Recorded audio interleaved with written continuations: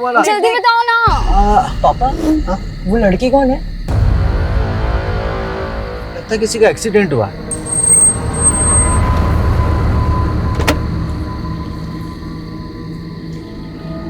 क्या हुआ बेटे? तुम चिंता मत करो, मैं डॉक्टर हूँ, मैं देखता हूँ। लेकिन इन्हें हुआ क्या है?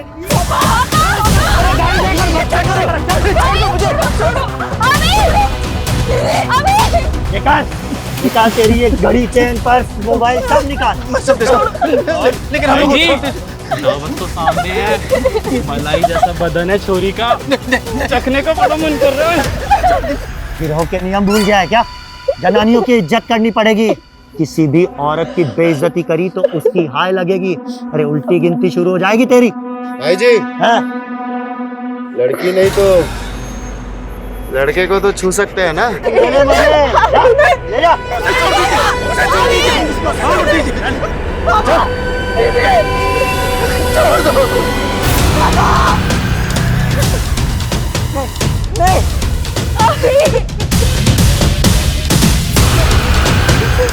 अबे रुक, मुझे जाने दो। कौन हो तुम? इस इलाके का राजा हूँ मैं, गब्बर। नमस्कार, मैं रेणुका शाहने क्राइम पेट्रोल सतर्क में आपका स्वागत करती हूँ। आग के लिए जैसे पानी का डर बना रहना जरूरी है, ठीक उसी तरह एक अपराधी के भीतर कानून का, पुलिस प्रशासन का खौफ बना रहना अनिवार्य है। लेकिन गब्बर और उसका गिरोह जिस तरह खुलेआम एक के बाद एक जुर्म को अंजाम दे रहा था, उससे पूरे शहर में एक दहशत का माहौल बन गया था। ये केस अपने आप में एक अनोखा केस था। गब्बर ये महज एक नाम नहीं रह गया था, बल्कि पूरे राज्य के लिए खौफ का, आतंक का प्रतीक बन गया था। इस केस में आपको कई ऐसी वारदातें देखने मिलेंगी जो जितनी भयानक है उतनी ही विचित्र और अकल्पनीय भी। इस वारदात के बाद पुलिस पर मीडिया और जनता का दबाव बढ़ा। पुलिस ने गब्बर को पकड़ने के लिए एक SIT यानी स्पेशल इन्वेस्टिगेशन टीम का गठन किया। लेकिन 20 सालों से पूरे राज्य को त्राहिमाम करने वाले गब्बर सिंह को पकड़ने का ये मिशन कई चुनौतियों से भरा था।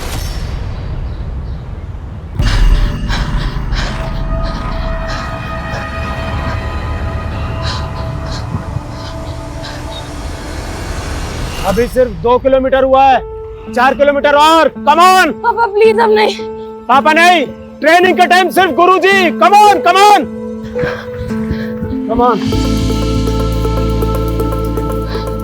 Very good Swati, very good, बहुत बढ़िया बहुत बढ़िया।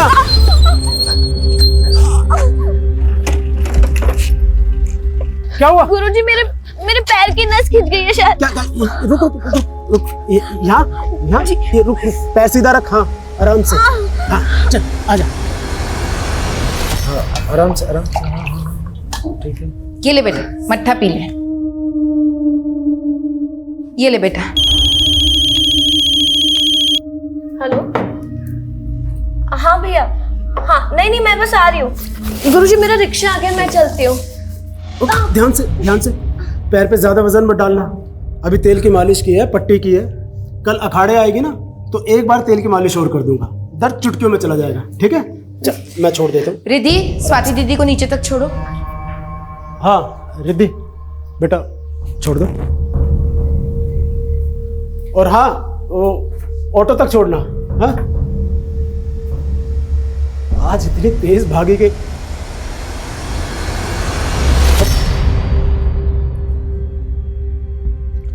मट्ठा अच्छा है, तुमने बहुत अच्छा बनाया है।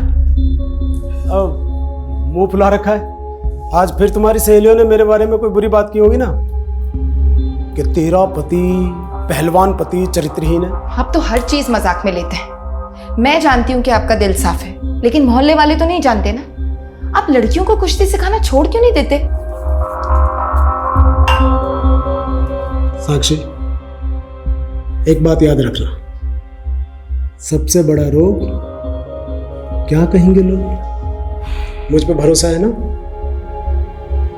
तो बस दिमाग शांत रखो और जल्दी से नाश्ता बनाओ भाई, भूख लगी है। हाँ, मैं नहा कर आता हूँ। ठीक है।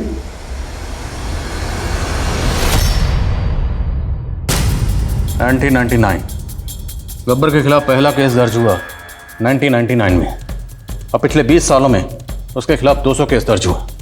शुरुआत छोटी मोटी चोरी चकारी से हुई, लेकिन आजकल वो लोगों को खुलेआम लूट रहा है। लेकिन सर 2014 से गब्बर का गिरोह किसी भी मर्डर में इन्वॉल्व नहीं था।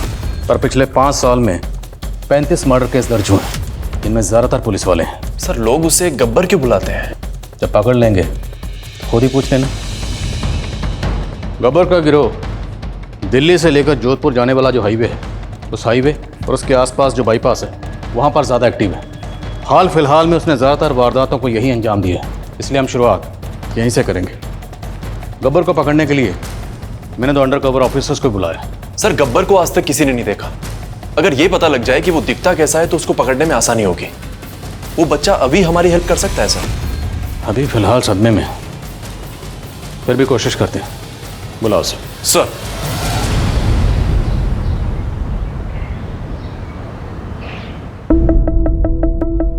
बहुत बढ़िया, बहुत बढ़िया। थकना मना है, चलो। बहुत बढ़िया, चल। जसवंत चेयर लेकर आ। बस बस बस, झुक मत, दर्द होगा। चेयर आ गई। बैठ बैठ बैठ बैठ बैठ, आराम से आराम से आराम से आराम से आराम से रख पे। दर्द है? बहुत ज्यादा? अच्छा, घबराने की जरूरत नहीं है। मैं अभी तेल लगा दूंगा ना, मालिश कर दूंगा तो सारा दर्द खत्म हो जाएगा। और जब दर्द खत्म हो जाएगा तो मुझे रेस में रहेगी ना। आराम से आराम से आराम से आराम से पैर नीचे रख। चलो खड़ी हो। चलो भाई, सब अपनी प्रैक्टिस जारी रखो। चलो चलो, आराम से आराम से आराम से। चलो चलो चलो चलो चलो चलो। हाँ, नाश्ता आ गया भाई। चलो बैठो बैठो बैठो, नाश्ता करो।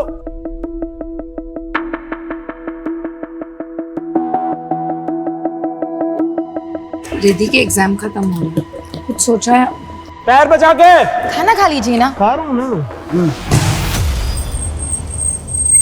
पुलिस? अरेस्ट? मुझे? किस लिए? आपके ऊपर मर्डर का इल्जाम है चेतन कुमार। मुझ पर? लेकिन ये इल्जाम मुझ पर किसने लगाया और मैंने किसका मर्डर किया? वो सब बताते हैं आपको, पहले चलिए हमारे साथ, लेके चलो। एक मिनट, शांत रहो शांत रहो शांत रहो। मुझे कुछ नहीं होगा, आप लोग बेफिक्र रहो। मतलब गुरुजी, बस जब मैंने कुछ किया ही नहीं है तो ये मेरा कुछ नहीं बिगाड़ सकता।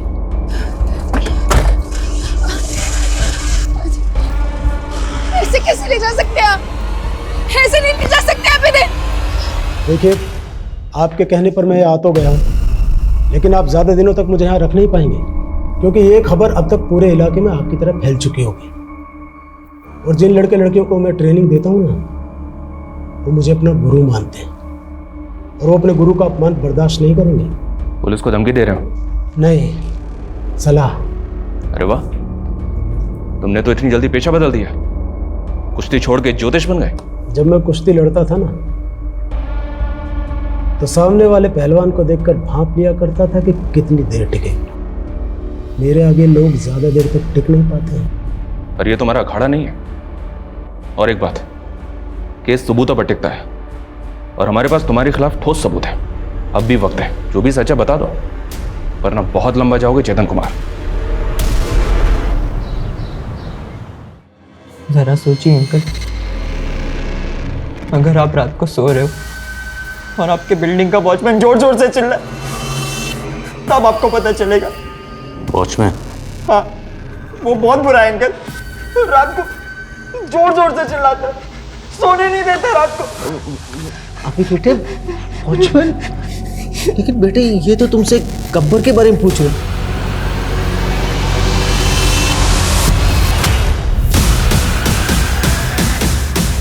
टैटू, खुकरी का टैटू कौन से हाथ पे था?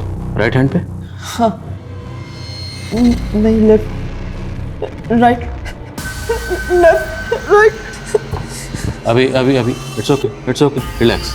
अभी भूल जाओ खुकरी को। इधर देखो, देखो आपके पापा और दीदी तो उनका चेहरा नहीं देख पाए थे, और आपने तो उनका चेहरा देखा होगा, तो आपको साथ में लेकर गए। किसी का चेहरा याद? अब प्लीज सर, ये जितना जानता था बता चुका है। इसे और टॉर्चर मत कीजिए, हमें जाने दीजिए। ये क्या बोल रहे हैं सर आप? गुरुजी ने खून किया है, मैं नहीं मानता सर। सर हम मान ही नहीं सकते। सर गुरुजी को किसी ने फंसाया है, वरना गुरुजी तो काफी भले इंसान है। तुम यहाँ पे कब से ट्रेनिंग ले रही हो? सर 3 साल से। मैं यहाँ कुश्ती सीखना चाहती थी, लेकिन मेरे बाबूजी को ये सब पसंद नहीं था। गुरुजी ने काफी समझाया बाबूजी को, लेकिन वो नहीं माने। तब तो इस बात को लेकर तुम्हारे पिताजी को चेतन पे बहुत गुस्सा भी आया होगा। मोहल्ले में सब गुरुजी से नाराज है, लेकिन गुरुजी को इन सब की परवाह नहीं है। पिछले 3 साल से गुरुजी मेरा रहना, खाना, पीना, ट्रेनिंग सबका खर्चा उठा रहे हैं। लास्ट ईयर जब मैंने एशियन चैंपियनशिप में सिल्वर जीता था, तो मुझे 5 लाख का इनाम मिला था। मैंने जब वो गुरुजी को देना चाहा तो ये रकम तेरी है, तू रख। खिलाड़ी की जिंदगी बड़ी अजीब सी होती है। आज तू जीती है तो ये फूल मालाओं के हार, और अगर कल तुझसे ही कुछ गलती हो गई तो यही लोग जूतों के हार पहनाएंगे। सर गुरुजी ऐसा कुछ भी नहीं कर सकते, कोई उन्हें सच में फंसा रहा है।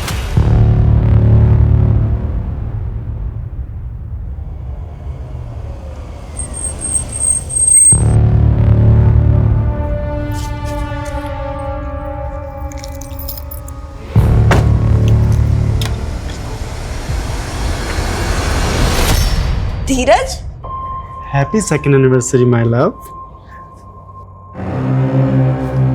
तुम कब आए? तुम तो कह रहे थे कि तुम कल आने वाले हो। कल वो एक्चुअली मैंने तुमसे झूठ बोला था ताकि मैं तुम्हें सरप्राइज दे सकूं। और क्या है मेरा सरप्राइज? तुम्हारा सरप्राइज गिफ्ट फिलहाल ऊपर है,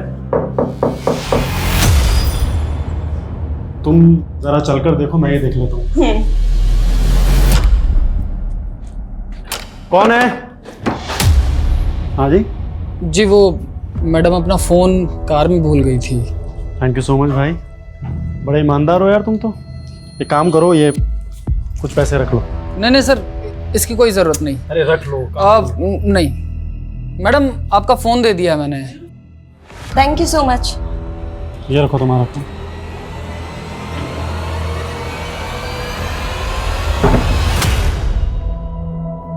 कहाँ है बुखार? ये सब कसरत से बचने के बहाने हैं। चल चल फटाफट उठ, सूरज निकलने से पहले रनिंग के लिए निकलना है। नहीं पापा, कसम से बहुत कमजोरी लग रही है। देखो तुम बहाने मत मेरी तो कोई बात मानते नहीं आप, कम से कम बेटी की तो मान लीजिए। ये क्यों झूठ बोलेगी? ठीक है भाई, आज कर लो आराम। अरे भाई दे तो दी परमिशन, अब आपने क्यों मुंह फुला रखा है? बनिए मत, मुझे पता चल चुका है आपने क्या किया है। क्या? आपने बिना मुझसे पूछे अपनी एफडी तोड़वा ली। अरे वो बच्चों के लिए रेसलिंग मैच और वो डंबल्स लेने थे, इसलिए बस।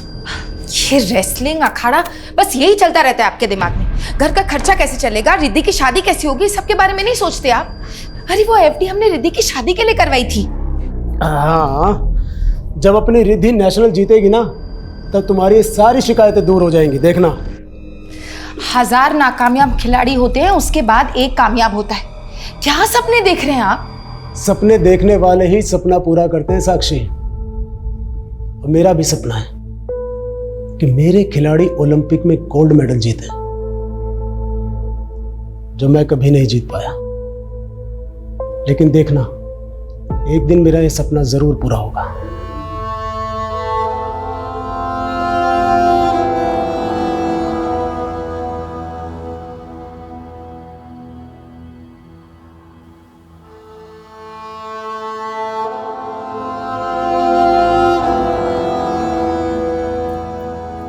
रिद्धि, तो अभी तक दौड़ने नहीं गई? वो माँ, पापा नहीं थे तो मैंने सोचा। यही सीखा है तूने अपने पिता से? अच्छे खिलाड़ी बनना है ना तुझे? हाँ माँ, बनना है। मैं चाहती हूँ जब वो वापस आए तो उन्हें ऐसा लगे कि उनकी गैर हाजिरी में तू एक पल के लिए भी उनके सपने को नहीं भूली है। समझ रही है ना तू? तो चल तैयार हो जा, जूते पहन, दौड़ लगाने जा। चल, शाबाश।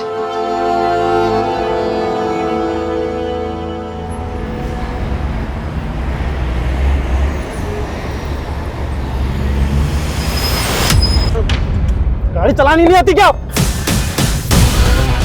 कौन हो तुम लोग? छोड़ो!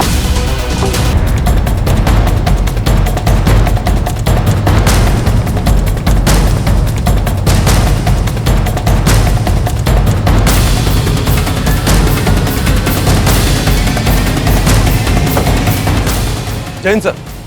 सर मरने वाले का नाम धीरज जिंदल है। इसकी कार उस तरफ लेकर भाग गए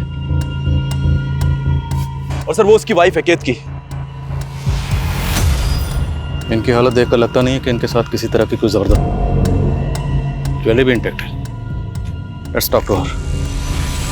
सर हमें किसी का भी चेहरा नहीं देखा क्योंकि उन सब ने अपने मुंह पे कपड़ा बांधा हुआ था। अच्छा, लुटेरे जिस गाड़ी में आए थे उस गाड़ी का रंग या नंबर कुछ भी नोट कर पाई आप? नहीं सर, सब कुछ इतनी जल्दबाजी में हुआ कि मुझे कुछ समझ ही नहीं आया और उन लोगों ने मेरे पति को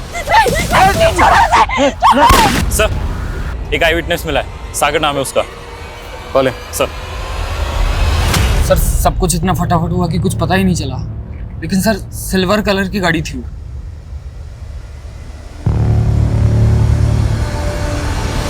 गाड़ी का नंबर नोट कर पाए? सर मैं जल्दबाजी में गाड़ी के नंबर पर तो ध्यान नहीं गया मेरा। कितने लोग थे? सर लगभग 3-4 लोग थे। किसी का चेहरा देख पाया? सॉरी सर, सबने अपने चेहरे ढके हुए थे। अपना फ़ोन नंबर और एड्रेस इन्हें दीजिए, अगर ज़रूरत पड़ी तो आपको कॉल करेंगे। सर ये काम गब्बर गिरोह का लगता है क्योंकि इसी रास्ते पर उसने पिछले 2 हफ्तों में कई लोगों को लूटा है। लेकिन सवाल ये है, अगर ये काम गब्बर गैंग का है तो उन्होंने सिर्फ कार को क्यों लूटा? ज्वेलरी को हाथ तक नहीं लगा और गब्बर ने आज तक किसी सिविलियन को नहीं मारा। यहाँ एक सिविलियन की मौत हुई है। एग्जैक्टली सर, जिन 35 लोगों को उसने मारा है उसमें से 15 तो पुलिस वाले थे और बाकी 20 लोग गैंग वॉर में मारे गए थे। लेकिन सर अगर ये गब्बर गैंग का काम नहीं है तो फिर क्या कोई नया गिरोह है? फिलहाल ये कहना मुश्किल है कि कोई नया गिरोह है या गब्बर का ही गैंग है, लेकिन इतना ज़रूर है जिस तरीके से वारदात को अंजाम दिया गया है तरीका गब्बर का नहीं है। सॉरी सर, आपके लिए एक सलाह है, आप भी वर्जिश किया कीजिए, शरीर चुस्त रहेगा। हाँ, आप कुछ पूछ रहे थे, पूछिए। 12 जून को कहाँ थे तुम? 12 जून आप कहाँ थे? सवाल पहले मैंने किया चेतन कुमार, तो जवाब भी आप ही दे दीजिए। मैं तो शायद थाने में ही था। लेकिन पक्का आप थाने में थे? तो मेरा जवाब भी कुछ ऐसा सही है, मैं भी अखाड़े में था शायद। लेकिन तुम्हारा फोन बलराम के एरिया में एक्टिव था, वो एरिया जहाँ पे उसका मर्डर हुआ था। ये कॉल डिटेल्स है तुम्हारी, इससे साबित होता है कि जब बलराम का मर्डर हुआ था तुम्हारा फोन वहीं पे एक्टिव था और तुम भी वहीं थे। साहब मैं ठहरा पहलवान आदमी, मोटी बुद्धि का, मुझे ये सब बातें कहाँ समझ में आती हैं। अब वैसे आपसे एक सवाल कर सकता हूँ, जब आपने मुझे अरेस्ट किया तो आप गांधीनगर गए थे क्या? नहीं। क्यों? आप नहीं गए थे, लेकिन मैं दावे के साथ कह सकता हूँ कि आप अपने मोबाइल की लोकेशन निकलवाइए, पक्का गांधीनगर निकलेंगे।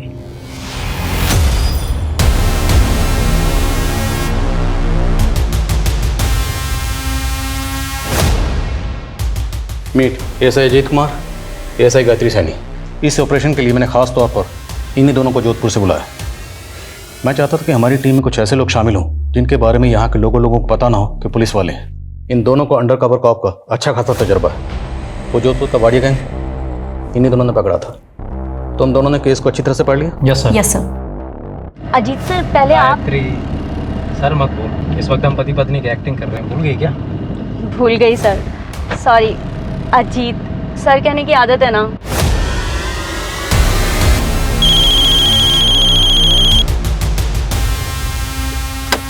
एक मिनट। हेलो, चलो मैं करता हूँ बाद में बात। राम सा, गाड़ी खराब हो गई क्या? हाँ हमें बंदूक दिखाता है, हमें बंदूक दिखाता है। अजीत सर,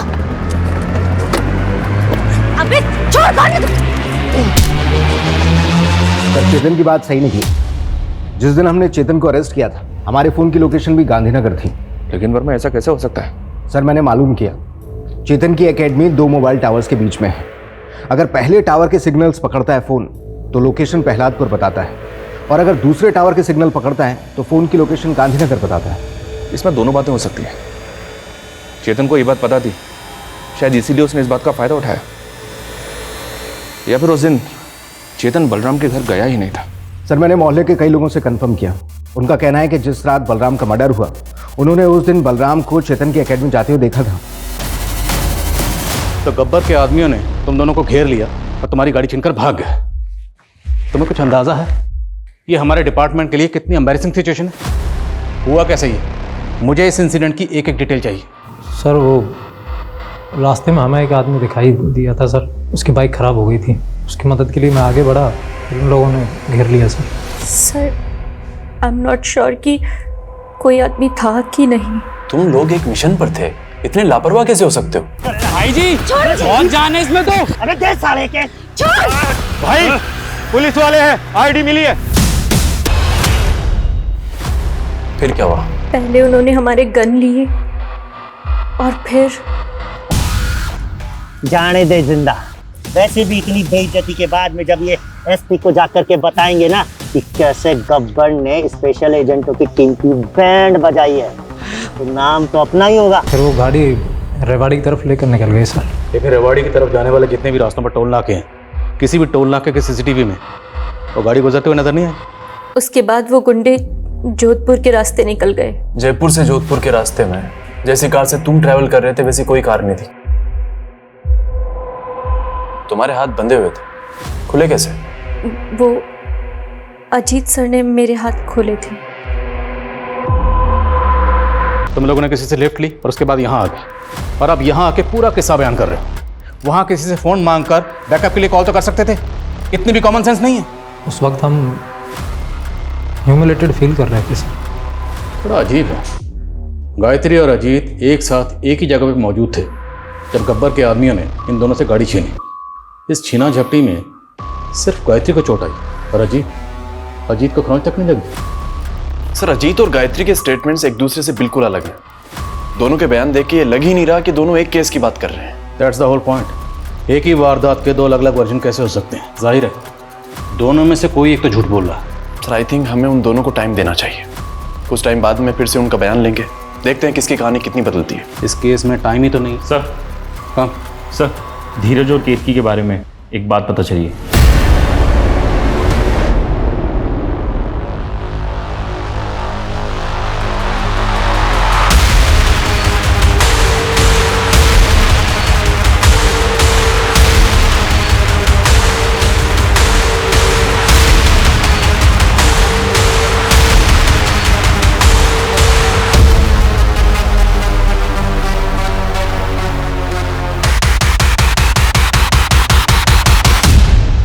हाँ सर, धीरज दोस्त था मेरा, लेकिन एक नंबर का लफंगा आदमी था। केतकी के पैसों से उसका घर चलता था, और जब वो बेचारी बाहर जाती थी तो वो किसी भी लड़की को बुला लेता था, कहता था कज़न है। और ऑफिस में भी सर उसकी लड़कियां बहुत कंप्लेंट करती थी। नहीं सर, धीरज कभी कभी दूसरी औरतों की तरफ देख जरूर लेता था, बट आई डाउट कि वो ऐसा कुछ कर सकता है, बिकॉज वो एक नंबर का डरपोक आदमी था सर। चेतन कुमार, तुम्हारी टॉवर वाली बात तो सही निकली, लेकिन इससे ये साबित नहीं होता है कि तुम निर्दोष हो। अगर तुम वाकई में खुद को निर्दोष साबित करना चाहते हो तो मर्डर वाले दिन शुरू से लेकर आखिर तक बताओ हुआ क्या था। जिस रात बलराम का मर्डर हुआ उस दिन सुबह वो मुझसे मिलने के लिए मेरी रेसलिंग एकेडमी आया था। जसवंत, मुझे गुरुजी से बात करनी है। तूने गुरुजी का पहले ही बहुत अपमान कर दिया है, तू जा यहाँ से अब। जसवंत शांत हो। यह अखाड़ा हमारा मंदिर है और यहाँ जो कोई भी आता है वो हमारा मेहमान है। बलराम, अब क्या हुआ? अभी भी कोई आरोप लगाना है मुझ पर? माफी मांगनी है आपसे गुरुजी। मैंने अपनी नाकामयाबी का गुस्सा आप पे निकाला, मुझे माफ कर दीजिए गुरुजी। बलराम, बलराम खड़ो, जा, माफ किया। गुरुजी, अगर आज आप मेरे घर पे चाय के लिए आएंगे तो मुझे भरोसा हो जाएगा कि आपने मुझे माफ कर दिया। आएंगे ना गुरुजी? बहुत अच्छा लगा आप मेरे कहने पर हमारे घर आए। ये लीजिए चाय। अरे भैया, आप चाय के साथ कचौरी नहीं लाए? हाँ तो बस अभी 2 मिनट में लेता हूँ नंदू की दुकान से। अरे नहीं, उसकी कोई जरूरत नहीं। अरे गुरुजी, इसकी जरूरत है। इसी बहाने से हम थोड़ी देर बातचीत कर लेंगे। घनश्याम भैया आप जाइए, मैं बस अभी आप मना मत कीजिए गुरुजी, और आइए अंदर बैठ के आराम से बात करें। आइए। मैंने चाय नाश्ता किया और वहां से चला गया। यानी जब तुम बलराम के घर से निकले तब बलराम जिंदा था और उसका बड़ा भाई घनश्याम वही था? जी। ये बात आपने मैं पहले क्यों नहीं बताई? क्योंकि आपने पूछी नहीं।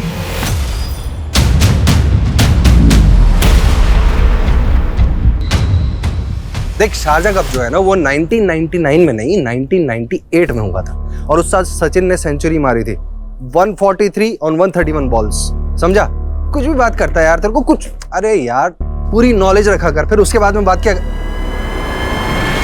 थोड़ी देर में बात करता हूँ। जी सर। अच्छा एक बात बता, बलराम के मर्डर वाले दिन जब चेतन तेरे घर से गया था तब तेरा भाई बलराम जिंदा था? हाँ सर, जिंदा था।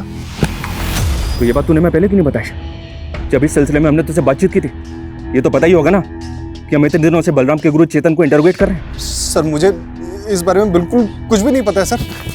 तो जो भी पता है वो बता, और पूरा बता। सर मेरा भाई अब इस दुनिया में नहीं है और मुझे उसके बारे में बिल्कुल गलत नहीं बोलना चाहिए, लेकिन हकीकत यह है सर कि भले ही वो पहलवान था लेकिन अंदर से वो बिल्कुल खोखला था।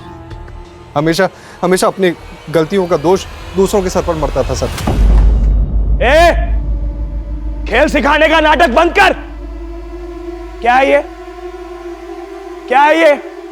क्या है ये? क्या बदतमीजी है बलराम? सब लोग सुनो, इधर आओ। अपने गुरुजी की असलियत, कैसे ये खिलाड़ियों के साथ खेल के नाम पे खिलवाड़ करते हैं। इन्होंने मुझसे कहा था कि ये मेरा स्टेट चैंपियनशिप में सिलेक्शन करवाएंगे अगर मैं इन्हें 2 लाख रुपए दूं तो, और मैं इन्हें पैसे नहीं दे पाया तो देखो मेरी जगह इन्होंने गुरिंदर का नाम आगे कर दिया। बस बंद कर। मैं सिर्फ कुश्ती सिखाता हूं, सिलेक्शन में मेरा कोई दखल नहीं, समझा? झूठ बोल रहा है ये। और जब इसके भ्रष्ट होने की शिकायत मैंने एसोसिएशन में की तो इसने मुझे ही झूठे डोपिंग टेस्ट में फंसा दिया और सस्पेंड करवा दिया। गुरु कहलाने बलराम, बहुत हो गया। अगर मेरा दिमाग खराब हो गया ना तो तुझ पे बहुत भारी पड़ेगा। हिम्मत है तो आओ, कर लेते हैं। गुरुजी से बदतमीजी नहीं, और ज्यादा पहलवानी दिखाने का शौक है ना तो तेरे जैसे बहुत पहलवान है यहाँ पे। चल। सर मैंने अपना भाई खोया सर, और मैं भी चाहता हूं कि उसके गुनहगारों को सजा जरूर मिले, लेकिन सर मुझे यकीन है कि चेतन जी बेगुनाह है और मैं किसी बेगुनाह पर आरोप कैसे लगा सकता हूं सर? जब तुम्हारे भाई पे हमला हुआ था उस वक्त तुम कहाँ थे? उस वक्त मैं चेतन जी के साथ ही निकल गया था सर। वो एक दोस्त के यहाँ पार्टी थी तो वहीं पर गया था। ये चेतन तुम्हारे घर पे कब आया था, और जब वो घर से गया तब कितना बजा था? सर वो टाइम तो मुझे याद नहीं है सर, वो, लेकिन हाँ सर अंधेरा हो गया था। सर क्या है ना, मेरी याददाश्त थोड़ी कमजोर है सर। अभी क्रिकेट के बाद अजीत की जिंदगी का जिस तरह अंत हुआ वो वाकई दुखद था, लेकिन वो क्या वजह थी जिसने अजीत को इतना बड़ा कदम उठाने के लिए मजबूर किया, ये राज अब भी बना हुआ था। तो दूसरी ओर ये साबित हो सके ऐसा कोई सबूत पुलिस को नहीं मिल पाया था। कई ऐसे राज थे जिनसे पर्दा उठना अभी बाकी था। मेरी वजह से अजीत सर ने खुदकुशी की। उस दिन क्या हुआ था गायत्री, बोलो।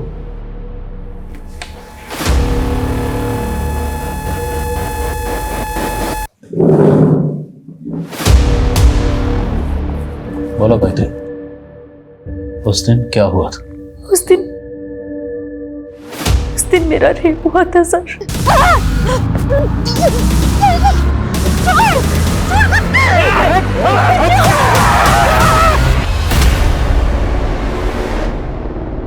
मेरी शादी होने वाली है सर, और इसीलिए अजीत सर ने सोचा कि अगर ये बात सबके सामने आ गई तो मेरी शादी टूट जाएगी।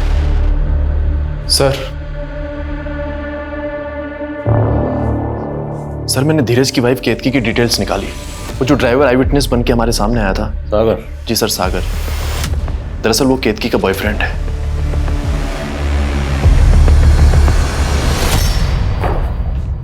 चेतन कुमार, तुम्हारी बेल मंजूर हो गई है, तुम जा सकते हो।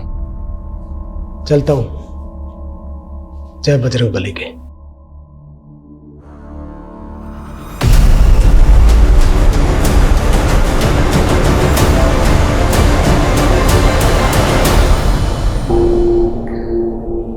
सागर?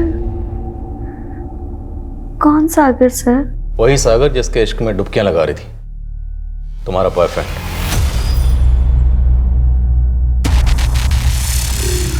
बहुत दर्द हो रहा है, आप प्लीज डॉक्टर को बुला देंगे। अब तुम्हारा इलाज डॉक्टर ने, तुम्हारा इलाज हम करेंगे। पूजा, लेके आओ मैडम को। सर, मेरा पति एक ठग था। वो पॉन्जी स्कीम चलाता था। खुद तो चला गया, लेकिन जिन लोगों ने इन्वेस्ट किए थे वो सब मेरे पीछे पड़ गए थे। इसलिए हॉस्पिटल में एडमिट होने का झूठा नाटक किया। तो मैं बेचारी क्या करती सर? मैं अकेली बेसहारा औरत, सब सारे पैसे मांग रहे थे सर मुझसे। अरे पूजा, मैडम को अच्छे से रुलाओ, मदद करो। नहीं सर, मैं ठीक हूँ। तो ठीक से जवाब दो। जिस दिन जिस जगह तुम्हारे शौहर धीरज, वहाँ तुम्हारा बॉयफ्रेंड सागर भी मौजूद था। क्यों? वो तुम दोनों को फॉलो कर रहा था ना? सागर ने भी धीरज की इस स्कीम में पैसे इन्वेस्ट किए थे। उसे बस अपने पैसे चाहिए थे, इसलिए वो हमें फॉलो कर रहा था। तुम्हारे और तुम्हारे बॉयफ्रेंड सागर, इन दोनों के बीच में कबाब में हड्डी था तुम्हारा शौहर धीरज, जिसे तुम दोनों ने बाहर फेंक दी। नहीं सर, ऐसा कुछ भी नहीं है। मैंने धीरज को नहीं मारा। और सागर से अफेयर भी मैंने धीरज से परेशान होकर के ही किया था। अरे सर, एक मिनट। सर, पिछले 18 सालों में गब्बर के खिलाफ हुए सारे केसेस इस फाइल में हैं। और सर, उसी पैटर्न के दूसरे केसेस और सारे विक्टिम्स के स्टेटमेंट्स इन दोनों फाइल्स में हैं। सर, क्राइम की मॉडस ऑपरेंडी चेक करते हुए मैंने रियलाइज किया कि एक स्पेसिफिक पैटर्न बन रहा है। पूरी टीम को बुलाओ और केतकी को वार्निंग देकर छोड़ दो, और उसे कहो शहर छोड़ के कहीं ना जाए। सर, पिछले 18 सालों में 200 से 300 केसेस रजिस्टर्ड हुए हैं, और इन सारे केसेस की मॉडस ऑपरेंडी गब्बर की मॉडस ऑपरेंडी से मैच होती है। और मैं come in sir? Yes Gayatri, you can also join. Thank you sir. Welcome. और इन सभी केसेस में एक चीज कॉमन है, जहां जहां ये लूट हुई है वहां पे एक आदमी नजर आता है। वो आदमी कभी होता है, कभी अंदर होता है। और इनके साथ एक 13-14 साल की बच्ची भी नजर आती है। और आखिरी 2 केसेस में जो आदमी नजर आया था उसकी उम्र काफ़ी थी। एक उम्र दराज आदमी था, तकरीबन 50 से 60 साल की उम्र का। और ये लोग सिर्फ टारगेट को रोकने का काम करते हैं, ये लूट में इन्वॉल्व नहीं होते। ये गिरोह दिल्ली जोधपुर का जो हाईवे है, इस 400 किलोमीटर के एरिया में एक्टिव है। उस हाईवे के आसपास के 20-21 शहरों के लोगों को ये अपना टारगेट बनाते हैं।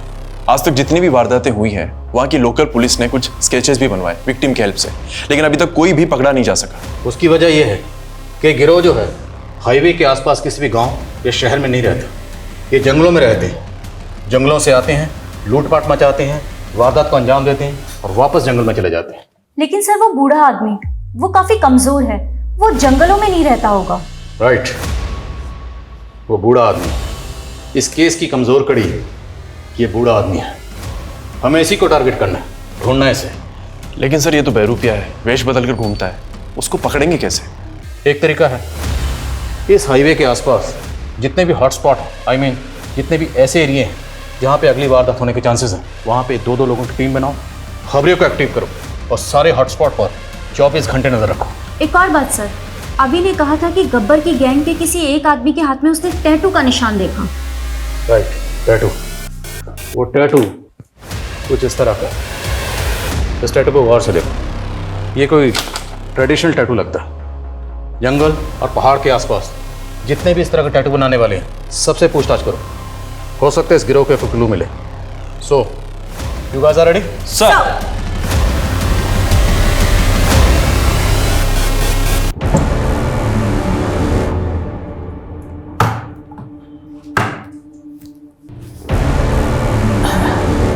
कहाँ जा रहे हैं? बड़े दिनों से सैर नहीं की।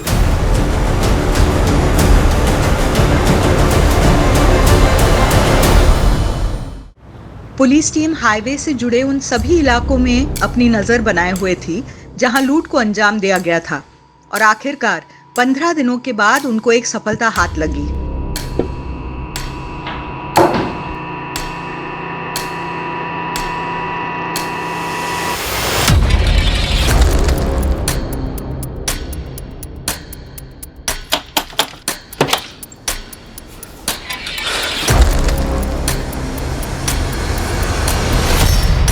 ये लीजिए मुर्गा, पिछली बार कच्चा रह गया था, इस बार ठीक से पकाइएगा।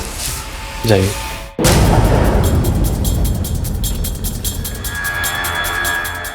सर उस घर में करीब 3-4 लोग होंगे।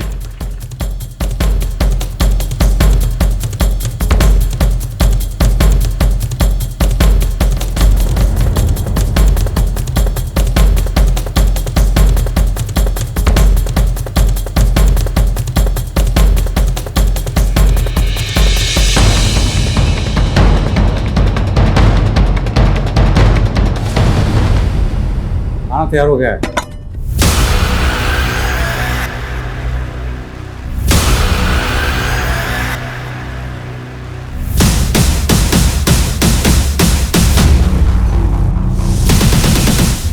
बाहर पुलिस है, अलर्ट हो जाइए।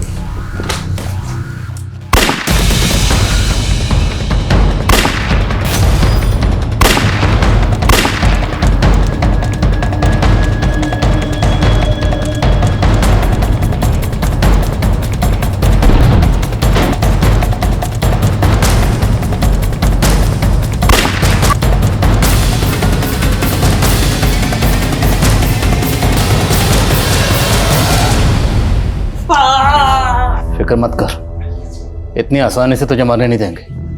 अभी तुझे बहुत से सवालों के जवाब देने, और तू ये देखिए,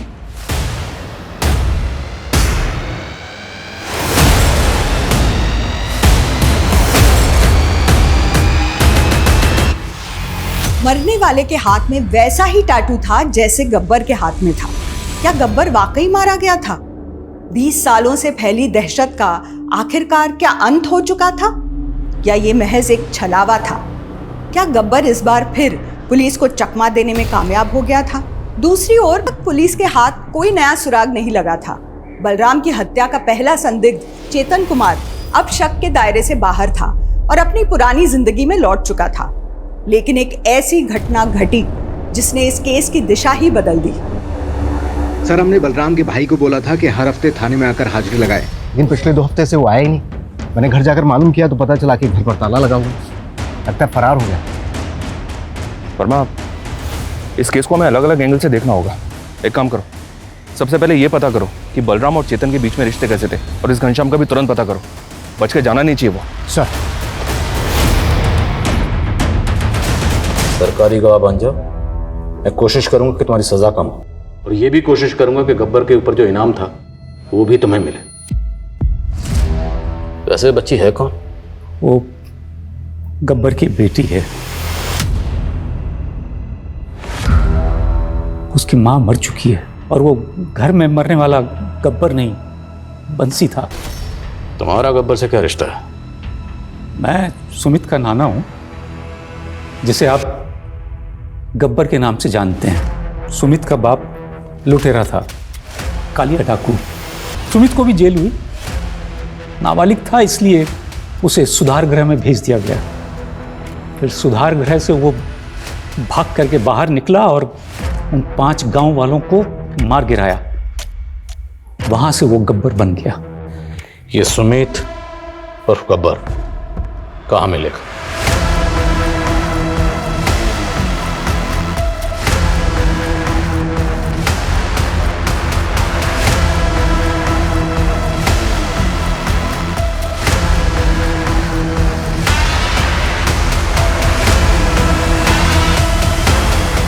वो ऐसा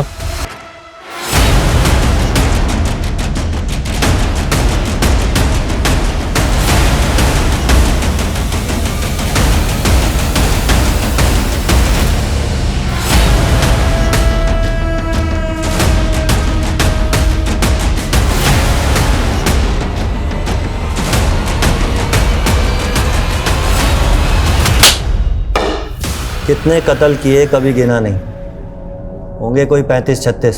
तुमने जितनी भी लूटपाट की, लेकिन आज तक किसी सिविलियन को नहीं मारा, तो फिर धीरज को क्यों मारा? एक आदमी की सुपारी उठाई थी, फिर मेरे लड़कों को मजा आने लगा।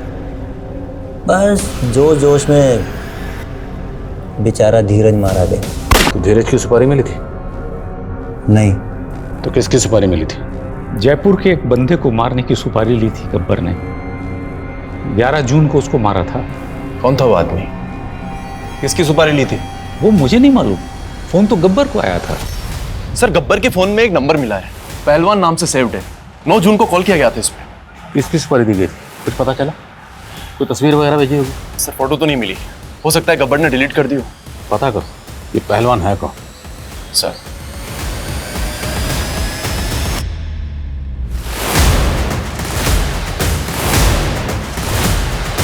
सर, निर्माण नगर पुलिस ने पहलवान को अरेस्ट कर लिया है।